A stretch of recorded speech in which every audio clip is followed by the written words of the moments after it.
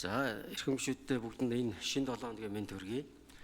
За эхний асуулт ийм байна. Бид одоо өнөөдөр урт хугацааны буюу алсын хараа 2050, дунд хугацааны буюу 21-ээс 25 онд хөгжүүлэх үндсэн чиглэл, богино хугацааны буюу 24 оны жилийн төлөвлөгөө гэсэн 3 баримт бичиг хоорондоо тайланг сонсож байна. Эдгээр нь хоорондоо хэр уялдаатай байгаа юм бэ гэдэг асуулт тавих гэж байна.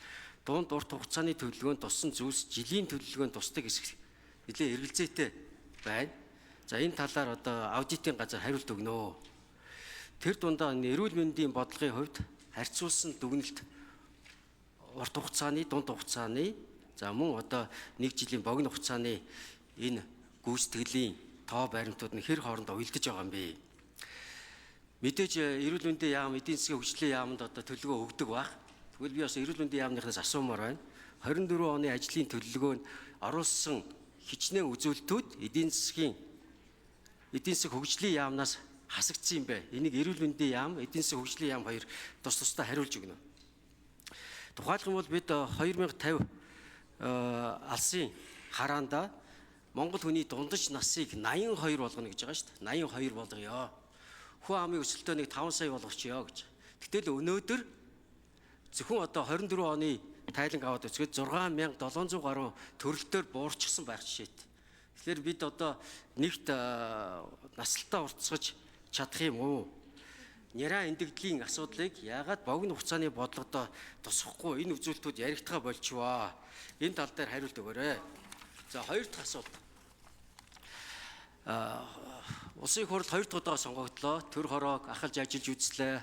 Нийтийн хяналтын сонсголыг ахалж ажиллалаа. Энэ бүгдээс харахад аудитын дүгнэлт нэлээд сүрхий гарч байгаа. Олон чухал зөвлөмжүүдийг өгж байгаа. За мөн одоо төр хороо ахлаад ажиллахлаар экспертүүд буюу шинжээч нараа болохоор бид голдуул одоо аудитын ерхий газраас авдаг. Тэндээс мэдээллүүдээ буцаад авдаг. Тэгтэл 3 янзын тайлан бид одоо яг сонсоо сууж байна, тийм ээ? Аудитын газрын, засгийн газрын, их хурлын хяналт шинжилгээний газрын гэсэн 3 газрын тайлан. Гурлаа дотроо өөр дүгнэлттэй. Аль тоонд нь итгэх юм бэ?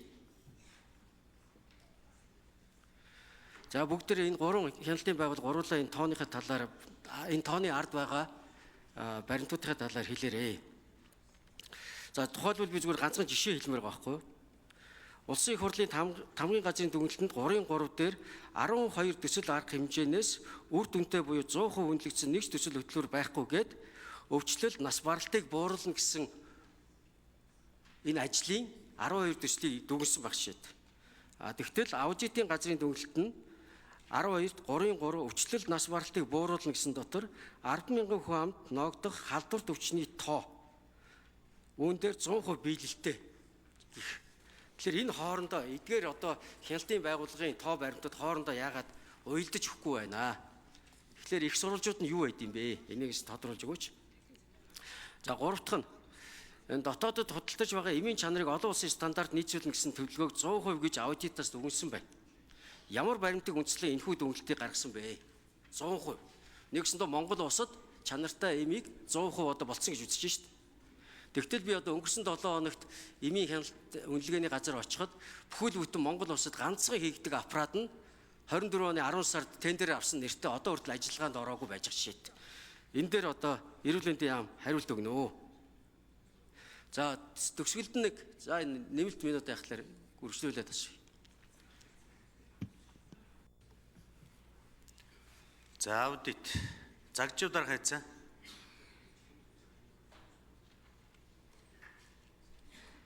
Хэн хариулт өгөх гэж байна? За ажлын хэсгийн 9-р микрофон. Энэ загжуудаар хаана байна?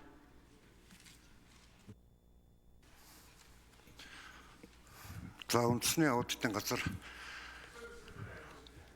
гүйцэтгэлийн аудитын газрын даргын их болд чин бүрэн гишүүний асуултанд хариулъя.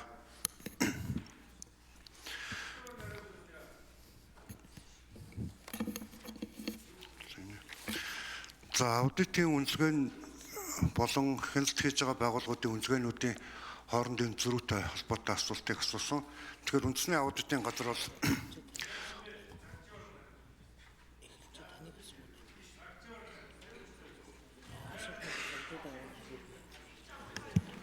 За хариул энэ загчив даргыг дуудаарай. Одоо энэ асуултанд хариул. За үндэсний аудитын газар бол 2 сарын 15-нд засгийн газраас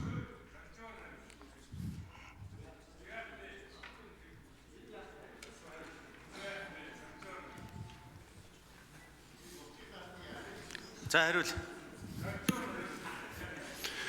за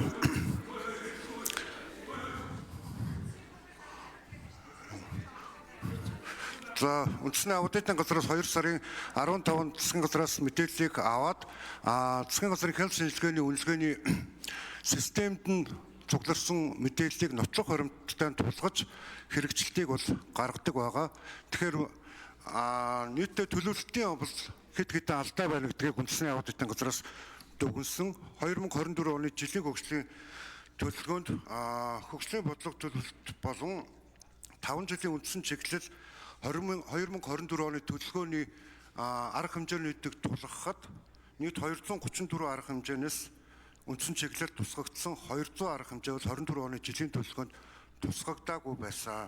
За мөн үндсэн чиглэлд 243 арга хэмжээнээс 108 нь бол хүрэх төвшин тодорхойгүй хэрхэн хэмжих нь тодорхойгүй ийм асуудлууд байсан учраас энэ төлөвлөлтийн алдаатай асуудлууд дээр хариуцлага тооцох шаардлагатай энэ эрх зүйн орчныг нь бол наривчилж өгөх зөвлөмжийг бол улсын их хурлд толиулсан. За ер нь бол цаашдаа хяналтын тогтолцоонуудын нэг анхаарах асуудал бол төсвийн ерөнхийлөн захирагчаас ахуулаад үндэсний аудитын газар болон улсын их хурл хяналт шалгалт ингээд 5-6 хяналтын үе шат байна. Эднэрийн зохистой хяналтыг хэрэгжүүлэхийн тулд төлөвлөлтийн өмнөх хяналтыг илүү их анхаармаар байна. Тэгэхгүй бол саяны 5 одоо үнэлгээ гаргасан байгууллагууд тавуулаа үйл ажиллагаа арга хэмжээ хэрэгжсэний дараа буюу үйл явц өнгөрсөний дараа бол үнэлгээ дүгнэлтээ өгч чинь. Тэгэхээр төлөвлөлтийн алдаатай бодлогыг төлөвлөлтийн үед нь батлагдахаас өмнө одоо тэрийг нь зогсоодог ийм эрх зүйн орчин хэрэгжилтийг дууссаны дараа бол